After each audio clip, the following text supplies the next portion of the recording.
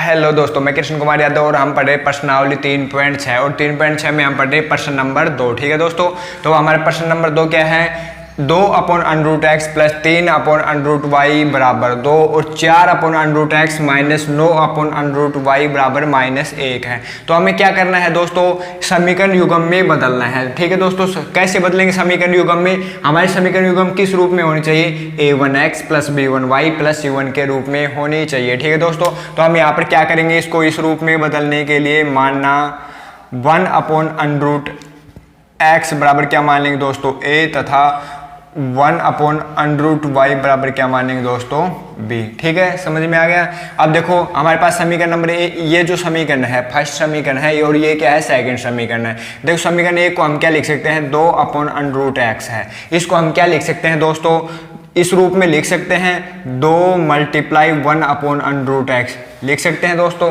ठीक है, plus 3 × 1/√y बराबर क्या है दोस्तों हमारे पास a। इसी प्रकार ये समीकरण नंबर 2 क्या है दोस्तों हमारे पास 4 × 1/√x माइनस में 9 × 1/√y बराबर क्या है दोस्तों -1। समझ में आ गया। अब देखो हमने क्या मानना है, 1/√x बराबर a और 1/√y बराबर b मानना है। ठीक है दोस्तों, तो हम यहाँ पर लिख देंगे 2 × क्या हो गया दोस्तों a, तो इसे हम क्या लिख सकते हैं 2a। इसी प्रकार इसको क्या लिख देंगे 3b। ठीक है दोस्तों, बराबर क्या आ गया हमारे पास, इसके बराबर क्या है दोस्तों, ये क्या है 2, तो हमारे पास ये क्या हो गया, इसके बराबर 2। ये क्या हो गया हमारे समीकरण नंबर 1। समझ में आ गया। उसके बाद देखो समीकरण 2 में क्या, देखो अब ये क्या है हमारे पास 4 और 1/√x को हम क्या लिख सकते हैं a, तो हमारे पास क्या आ गया दोस्तों 4a और ये आगे क्या है 9 और 1/√y को हम क्या लिख सकते हैं b, तो हमारे पास ये क्या आ गया दोस्तों 9b बराबर कितना हो गया -1। ये क्या हो गया हमारे समीकरण नंबर 2।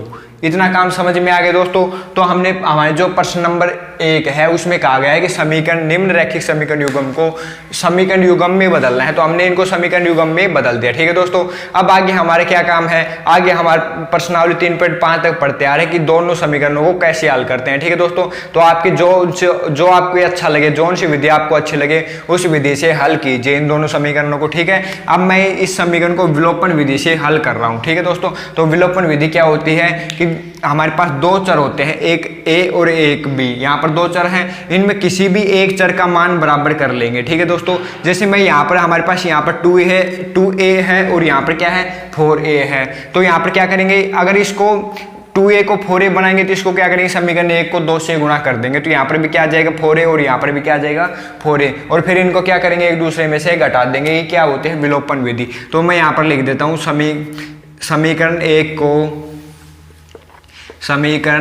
को 2 से गुणा करने पर। ठीक है दोस्तों, 2 से गुणा करने पर तो कर दीजिए, तो ये क्या आ गया 2 से जब 2 को गुणा करूंगा तो कितना आ गया दोस्तों 4a, प्लस 3 को 2 से गुणा करूंगा तो कितना आ गया दोस्तों 6b बराबर कितना आ गया दोस्तों 4। ये क्या हो गया हमारे समीकरण नंबर 3। समझ में आ गया। अब आगे लिखता हूँ विलोपन विधि से हल करने पर। कौन सी विधि से दोस्तों, विलोपन विधि से हल करने पर। तो विलोपन विधि क्या होती है, यहाँ पर क्या आगे समीकरण 1 क्या है हमारे पास 4a प्लस में 6b बराबर क्या है दोस्तों 4, और समीकरण नंबर 2 क्या है 4a माइनस में 9b बराबर क्या है दोस्तों -1। इनको क्या करेंगे घटा देंगे, तो अब घटा देंगे तो ये माइनस का हो जाएगा, ये प्लस का हो जाएगा और ये भी क्या हो जाएगा प्लस का हो जाएगा। तो 4a से 4a कट जाएंगे और प्लस के 9 और प्लस के 6 कितने हो गए दोस्तों 15b। ठीक है, और आगे क्या आ गया दोस्तों 4 + 1 कितने हो गए 5, यानी b का मान कितना आ गया दोस्तों हमारे पास 5/15। ठीक है, और b की वैल्यू कितने आ गई, जब इसे काटेंगे तो 1/3, यानी b का मान हमारे पास कितना आ गया 1/3। ठीक है दोस्तों, समझ में आ गया। अब आगे देखिए b का मान को क्या करेंगे दोस्तों समीकरण 1 में रखने पर, तो यहाँ पर लिख देता हूँ b के मान को समीकरण 1 में रखने पर। ठीक है, तो समीकरण 1 क्या है हमारे पास 2a प्लस में 3, b का मान क्या है दोस्तों 1/3 बराबर क्या आ गया 2। अब 3 से 3 कट जाएगा और 2a बराबर क्या बच गया दोस्तों, यहाँ पर क्या बच गया 1 बच जाएगा और 1 इस तरफ जाएगा तो क्या हो जाएगा 2 - 1, और 1 की वैल्यू क्या आ गई दोस्तों 1/2। समझ में आ गया। इतना हमने a और b की वैल्यू ज्ञात कर ली। अब हमने a बराबर क्या मानना था दोस्तों, ए बराबर हमने माना था 1/√x, ठीक है, माना था। और b बराबर क्या माना दोस्तों, हमने b बराबर माना 1/√y, ठीक है। तो एक का मान हमारे पास क्या है दोस्तों, 1/2 बराबर क्या आ गया दोस्तों, 1/√x। इसी प्रकार b का मान क्या है हमारे पास, 1/3 और आगे क्या आ गया दोस्तों, 1/√y, ठीक है। अब देखो हमें किसका मान ज्ञात करना है दोस्तों, x का ज्ञात करना है, लेकिन यहाँ पर क्या है √x है, तो क्या करेंगे, इसका वर्ग कर देंगे, दोनों पक्षों का वर्ग करने पर, दोनों पक्षों का वर्ग करने पर, ठीक है दोस्तों। तो कर दीजिए वर्ग, तो ये क्या हो गया, 1/2 का वर्ग करेंगे इस तरफ से, और यहाँ पर क्या हो जाएगा, √x का वर्ग करने पर, ठीक है, कोमा 1/3 का वर्ग कर दीजिए और बराबर 1/√y का वर्ग कर दीजिए, ठीक है दोस्तों, समझ में आ गया। अब देखो 1/2 का वर्ग क्या होगा, 1/4, ठीक है, और 1/√x का वर्ग क्या होगा, 1/√x मल्टीप्लाई 1/√x। इसी प्रकार 1/3 का वर्ग क्या होगा, 1/9 बराबर और 1/√y और मल्टीप्लाई 1/√y, ठीक है दोस्तों, ये समझ में आ गया। अब देखो हमें क्या करना है, 1/√x बराबर 1/√x, इनका गुणा करेंगे तो क्या आता है, देखो आप हमारे पास √x है और मल्टीप्लाई √x है, ठीक है।